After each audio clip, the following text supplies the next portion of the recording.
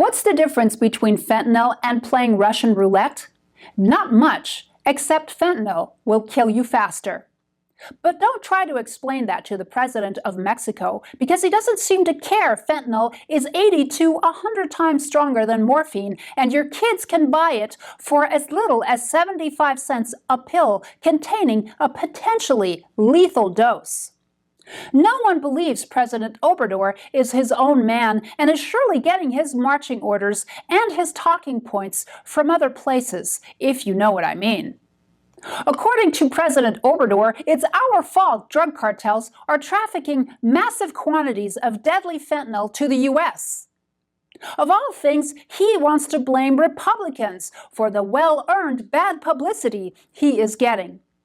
One American dying every 8 minutes from a fentanyl overdose, however, is not trivial.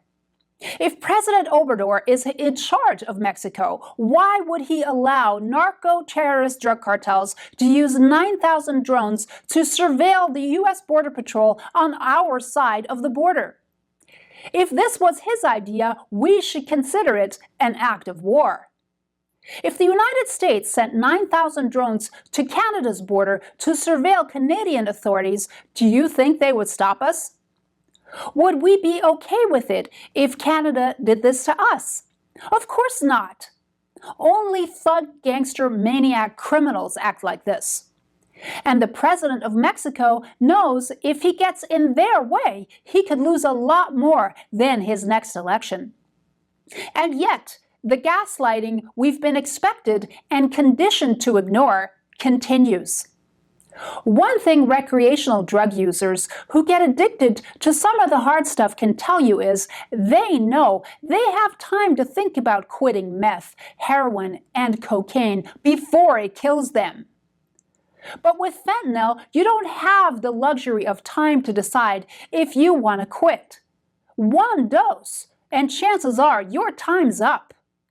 Between the spineless leadership in Mexico and Democrats shaking in their boots, afraid to upset the apple cart because Mexico is our #1 trading partner, you have to wonder how decision makers can continue to allow the poisoning of unsuspecting Americans for the sake of a box of avocados and a car part made in Mexico. It's time for a different approach.